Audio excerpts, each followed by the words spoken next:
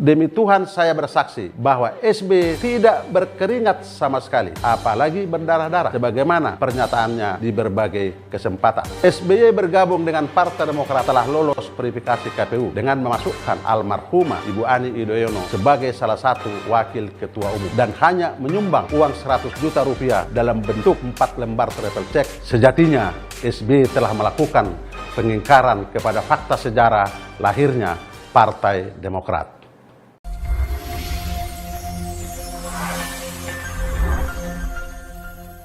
Pemecatan terhadap senior Partai Demokrat Johnny Allen Marbun, Marzuki Ali, Darmisal, Yusudarso, Tri Yulianto, Syofatilah Mozaik, dan Ahmad Yahya bukan menyurutkan konflik internal Demokrat, malah lebih memperburuk citra partai.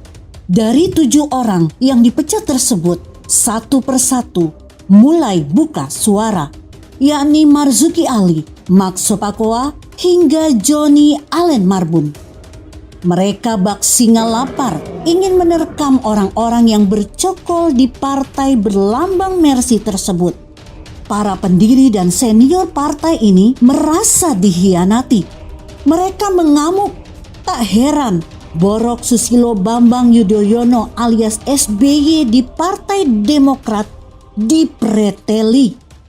Setelah Marzuki Ali, Max Sopakua, dan senior partai lainnya, kini giliran Johnny Allen Marbun membuka borok SBY. Melalui video berdurasi 8 menit 13 detik, Johnny menyebut SBY bukanlah pendiri Partai Demokrat. Menurut Johnny, pendiri Partai Demokrat hanya 99 orang, sebagaimana tertuang dalam akta notaris yang sah. Sejatinya SBY telah melakukan pengingkaran kepada fakta sejarah lahirnya Partai Demokrat. Fakta sejarah yang benar bahwa sejak Partai Demokrat diaktekan di notaris oleh 99 pendiri partai di Jakarta, tidak ada nama Susilo Bambang Yudhoyono masuk dalam deretan nama-nama pendiri Partai Demokrat. Kala itu SBY justru baru muncul ke permukaan Partai Demokrat usai menyatakan mundur sebagai Menko Polhukam di era Presiden kelima Megawati Soekarno Putri. Pak SBY setelah mundur dari kabinet Ibu Megawati baru muncul pada acara Partai Demokrat di Hotel Kinasi di Bogor, di mana saat itu saya ketua panitianya. Ini menegaskan bahwa SBY bukanlah pendiri Partai Demokrat. SBY baru bergabung setelah Partai Demokrat lolos verifikasi di KPU untuk mengikuti pemilihan umum tahun 2004. Ia memasukkan almarhumah Ani Yudhoyono sebagai salah satu wakil ketua umum. SBY hanya menyumbang 100 juta rupiah dalam bentuk 4 lembar travel check di hotel daerah Bogor dalam partisipasinya pada pemilu 2004. SBY bergabung dengan Partai Demokrat setelah lolos verifikasi KPU dengan memasukkan almarhumah Ibu Ani Yudhoyono sebagai salah satu wakil ketua umum dan hanya menyumbang uang 100 juta rupiah dalam bentuk 4 lembar travel check yang di Hotel Mirah Bogor. Johnny juga membuat kesaksian sambil bersumpah SBY tidak berkeringat sama sekali dan berdarah-darah dalam meloloskan Partai Demokrat di kancah pemilu 2004. Demi Tuhan saya bersaksi bahwa SBY tidak berkeringat sama sekali, apalagi berdarah-darah, sebagaimana pernyataannya di berbagai kesempatan. Sebagai salah satu pelaku sejarah, Johnny menyatakan perjuangan para kader dari Sabang sampai Merauke nyata adanya. Perjuangan kader bersusah payah, bekerja keras, tidak mengenal lelah, hingga Partai Demokrat menjadi peserta pemilu. Saya dan para pendiri beserta para senior partai adalah pelaku sejarah Partai Demokrat.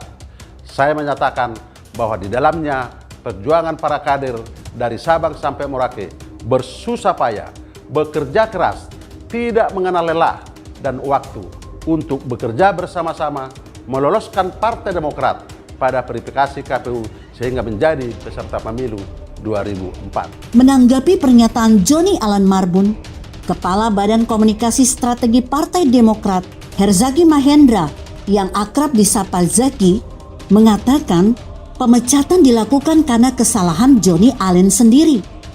Joni Allen Marbun dan 6 kader lainnya dipecat karena terlibat dalam gerakan pengambil alihan kepemimpinan Partai Demokrat dan bekerja sama dengan oknum kekuasaan melakukan abuse of power sehingga mencederai demokrasi Indonesia.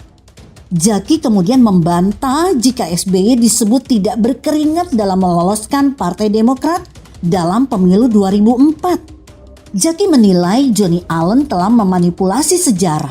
Menurut Zaki, gagasan membentuk Partai Demokrat dimulai ketika SBY kalah dari Hamzah Has untuk menjadi calon wakil Presiden Megawati Soekarno Putri dalam pemilihan di Majelis Permusyawaratan Rakyat tahun 2001.